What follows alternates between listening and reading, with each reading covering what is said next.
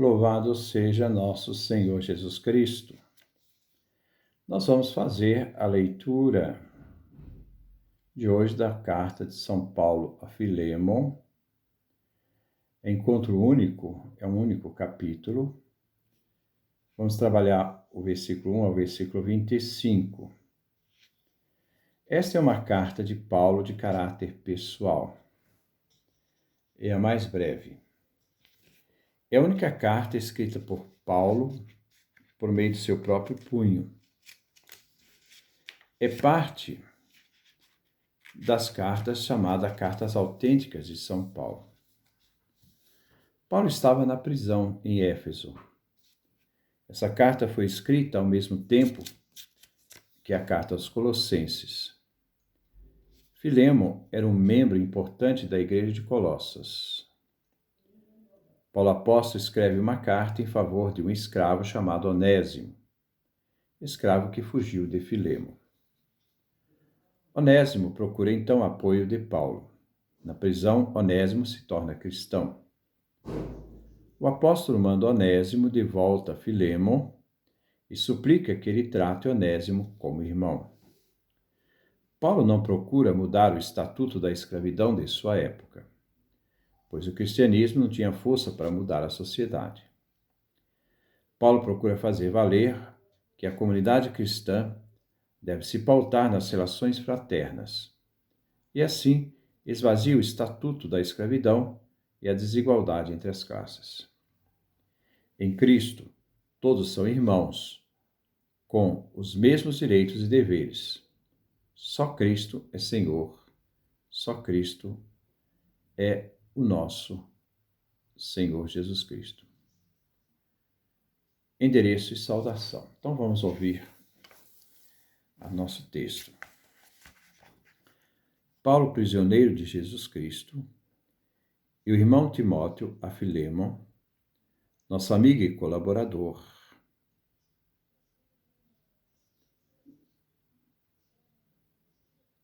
e também a irmã Ápia, Arquipo, nosso companheiro de luta, e a igreja que se reúne na casa de Filemon. Que a graça e a paz da parte de Deus, nosso Pai, e do Senhor Jesus Cristo esteja com vocês. Agradecimento e pedido. Dou graças a meu Deus sempre que me lembro de você em minhas orações. De fato, ouço falar do amor e da fé que você tem para com o Senhor Jesus Cristo e em favor de todos os cristãos. Peço a Deus que a participação que você tem na fé seja eficaz para compreender que todos os bens que temos são para Cristo. Uma nova relação entre os homens. Caro irmão, seu amor me tem dado muita alegria e coragem, pois graças a vocês os cristãos se sentem tranquilos. Tenho toda a liberdade em Cristo para ordenar o que você deve fazer, mas prefiro pedir por amor. Quem faz este pedido sou eu, o velho Paulo, agora também prisioneiro de Jesus Cristo. Peço-lhe em favor de Onésimo, o filho que eu gerei na prisão. Antes ele era inútil para você, mas agora ele é útil, tanto para você quanto para mim. Eu mando de volta para você. Ele é como se fosse meu próprio coração.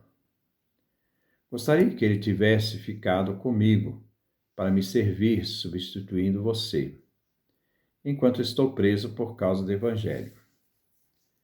Eu, porém, não quis fazer nada sem que você desse o seu consentimento.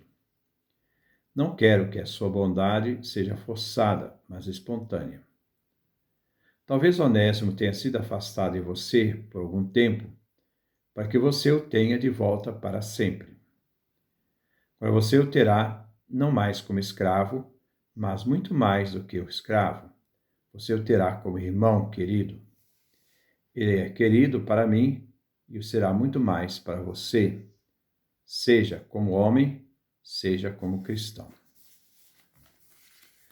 Assim, se você me considera como irmão na fé, receba Onésimo como se fosse eu mesmo. Se ele deu algum prejuízo ou deve a você alguma coisa, ponha isso na minha conta. Eu, Paulo, escrevo com minha própria mão. Eu pagarei. É claro que não preciso fazer você se lembrar que também você me deve a sua própria vida. Sim, irmão, deixe que eu abuse de sua bondade no Senhor. Conforte em Cristo meu coração. Escrevo na certeza de que você vai me obedecer. E sei que fará ainda mais do que estou pedindo. Peço também que prepare um quarto para mim, porque espero ser devolvido a vocês, graças às orações que estão fazendo. Saudações finais. Saudações a Epáfras, meu companheiro de prisão em Jesus Cristo, como também de Marcos, Aristarco, Demas e Lucas, meus colaboradores. A graça do Senhor Jesus Cristo esteja com vocês. Vamos ler o comentário desta carta. Versículo 1. Paulo, prisioneiro de Jesus Cristo, e o irmão Timóteo, a Filemo, nosso amigo e colaborador. O remetente da carta se apresenta, Paulo. Relata a sua situação, prisioneiro de Jesus Cristo, isto é, Paulo está na prisão por causa da fé em Jesus Cristo. Também junto com Paulo está Timóteo, bispo de Éfeso. O destinatário é Filemo, que vem apresentado como amigo e colaborador na obra de fé. Versículo 2. E também a irmã Ápia, Arquipo, nosso companheiro de luta, e a igreja que se reúne na casa de Filemo. A Assembleia Cristã primitiva reunia-se em casa de um cristão de destaque. Supõe-se que Ápia seja a esposa de Filemo, Arquipo, seu filho. Arquipo era companheiro de luta e deveria exercer algum ministério nesta igreja. Versículo 3. Que a graça e a paz da parte de Deus, nosso Pai, e do Senhor Jesus Cristo esteja com vocês. Agora segue a saudação. A graça do Pai que nos justificou por meio do seu Filho, e a paz, Shalom, da parte do Pai e do seu Filho, Senhor Jesus Cristo, estejam com todos os destinatários. Agradecimento e pedido. Versículo 4. Dou graças a meu Deus sempre que me lembro de você em minhas orações. Paulo inicia com uma ação de graças dirigida ao Pai Eterno sempre que ele lembra de Filemo nas suas orações. Versículo 5. De fato, ouço falar do amor e da fé que você tem para com o Senhor Jesus em favor de todos os cristãos. O testemunho de Paulo em favor do que ouviu sobre Filemo, através do amor que Filemon tem, da sua fé em Jesus Cristo, em favor de todos os cristãos, motiva então Paulo a escrever este bilhete. Filemon tem um comportamento em relação aos irmãos. Em seu agir, ele demonstra a fé e o amor que ele tem por Jesus Cristo. Versículo 6. Peço a Deus que a participação que você tem na fé seja eficaz para compreender que todos os bens que temos são para Cristo. Toda a nossa propriedade pertence a Cristo, não é nossa. Tudo que o cristão tem é para Jesus Cristo. Filemon é chamado, então, a dar um testemunho diante da comunidade. Até Onésimo, seu escravo, pertence a Cristo Jesus. Uma nova relação entre os homens. Versículo 7. Caro irmão, seu amor me tem dado muita alegria e coragem, pois graças a você, os cristãos se sentem tranquilos. O testemunho de Filemo que Paulo chama de caro irmão na fé, através de seu exemplo de amor, levou o apóstolo a uma grande alegria e, ao mesmo tempo, encoraja Paulo a escrevê-lo. Assim, os cristãos se sentem tranquilos graças às atitudes de Filemo. Versículo 8. Tenho toda a liberdade em Cristo para ordenar o que você deve fazer. Diante do testemunho de Filemo, Paulo tem a coragem de ordenar ao amigo o que ele deve fazer. Ele tem poder para isso, mas ele não vai usar desse poder.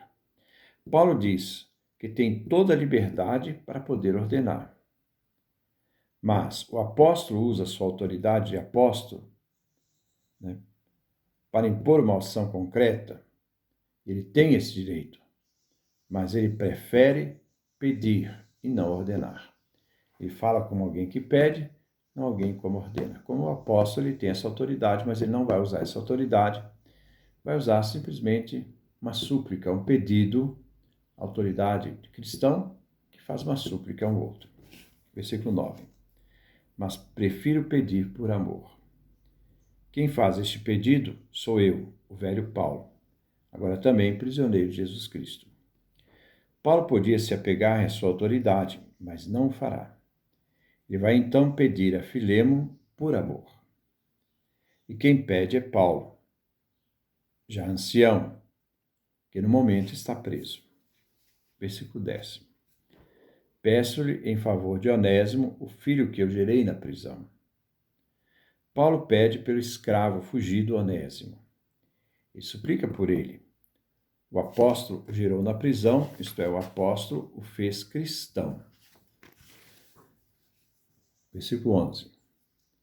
Antes ele era inútil para você, mas agora ele é útil, tanto para você como para mim. Onésimo, antes da conversão, do batismo e de ser cristão, era inútil para Filemo. Mas agora, já batizado e cristão, ele é útil tanto para Filemo quanto para o apóstolo. Versículo 12. Eu mando de volta para você. Ele é como se fosse meu próprio coração. Paulo agora devolve o escravo cristão, agora convertido. Onésimo é considerado o próprio coração do apóstolo. Essa expressão é muito bonita, né? Ele está devolvendo Onésimo, mas aquele que Paulo devolve, que está suplicando para que Filemo aceita, ele considera esse homem como o próprio coração dele. Gostaria que ele tivesse ficado comigo para me servir, substituindo você, enquanto estou preso por causa do Evangelho. Paulo gostaria que Onésimo ficasse com ele, com Paulo. Assim ele poderia servir a Paulo na prisão e substituiria o serviço que Filémon poderia prestar ao apóstolo. Versículo 14. Eu, porém, não quis fazer nada sem que você desse. Eu, porém, não poderia fazer nada se você não desse o seu consentimento. Não quero que a sua bondade seja forçada, mas espontânea. Paulo pede que Filémon possa agir com gratuidade e não forçado. Pede o consentimento dele em questão de Onésimo, o escravo fugido, e que Paulo está agora devolvendo-o como cristão. Versículo 15. Talvez Onésimo tenha sido afastado de você por algum tempo, para que você o tenha de volta para sempre. Paulo coloca a realidade de que Onésimo afastou de Filémon a fuga, para que depois, já cristão, possa retornar ao seu patrão, ao seu senhor. Versículo 16. Agora você o terá não mais como escravo, mas muito mais do que escravo. Você o terá como irmão querido. Ele que é querido por mim, e o será muito mais para você, seja como homem, seja como cristão. Essa sensibilidade de Paulo, ele devolve o escravo, Onésimo, e ele vai dizer, olha, ele agora é cristão. E agora você vai acolhê-lo não é como escravo, não. É como irmão, irmão na fé. Então ele pede essa liberdade a esse escravo, né? E não ser mais escravo. Paulo manda de volta Onésimo. Este é querido por Paulo. Ele deve ser recebido, não mais como escravo, mas que seja acolhido como irmão, como cristão. Ele terá valor, tanto como homem, tanto como cristão. Versículo 17. Assim, se você me considera como irmão na fé, receba Onésimo como se fosse eu mesmo. Que Filemo receba Onésimo de novo. Paulo usa sua autoridade de apóstolo, irmão na fé. Agindo assim, estará recebendo o próprio Paulo, na pessoa do escravo fujão, Onésimo, que não será mais escravo, mas uma pessoa livre. Versículo 18. Se lhe der algum prejuízo, ou deve a você alguma coisa, ponha isso na minha conta. Paulo garante que vai pagar o prejuízo. Paulo assume a responsabilidade junto a Filemo, de que qualquer prejuízo que Onésimo possa ter dado, ele vai pagar, então está na conta, se coloca então na conta dele. Versículo 19. Eu, Paulo, escrevo com minha própria mão, eu pagarei. Então, a garantia, o recibo de que ele vai pagar, né? Agora ele vai mostrar um outro argumento. É claro que não preciso fazer você se lembrar que também você me deve a sua própria vida. Vida por vida, então se anula a dívida, né? Já que Filemon deve a vida a Paulo, né? E agora ele devolve Onésimo, né? E ele está disposto a pagar todo o prejuízo que Onésimo deu, mas se Paulo tem uma dívida com Filemon, mas Filemon tem uma dívida com Paulo, dívida com dívida se paga. Então ninguém deve nada a ninguém. Paulo garante que vai pagar o que Onésimo deu a prejuízo. Ele dá a garantia por escrito. O próprio Filemon deve a própria vida ao apóstolo, pois foi por Paulo gerado como cristão. Então, já que existem dívidas, elas se anulam, né? Versículo 20. Sim, irmão, deixe que eu abuse de sua bondade no Senhor. Conforte em Cristo meu coração. Filemo deve confortar em Cristo o coração de Paulo, acolhendo Onésimo. Ele suplica pela bondade de Filemo. Versículo 21. Escrevo na certeza de que você vai me obedecer, e sei que fará mais ainda do que estou pedindo. Paulo insiste e acredita que Filemo vai obedecer o que o apóstolo pede. Acredita o apóstolo na generosidade de Filemo em favor de Onésimo. Versículo 22.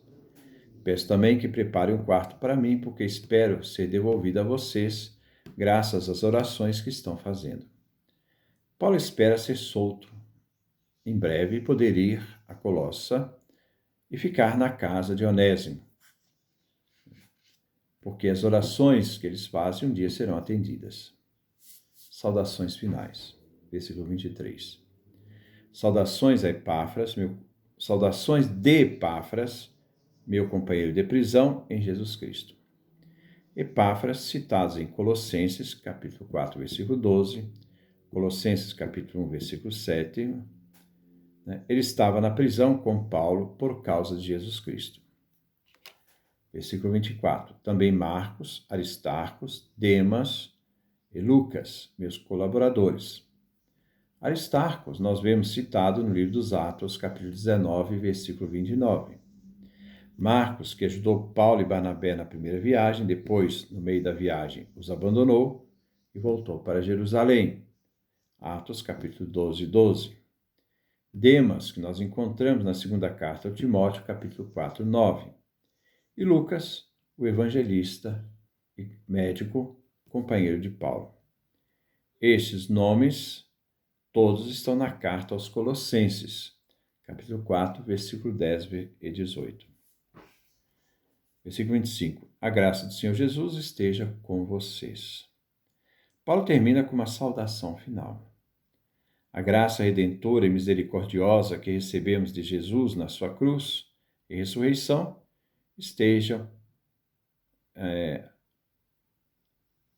estejam com todos da família de Filemo, isto é, a graça redentora, a graça misericordiosa esteja então com todos os da família de Filemo. Que Deus nos dê a sua graça, a sua bênção, a sua face e resplandeça sobre nós.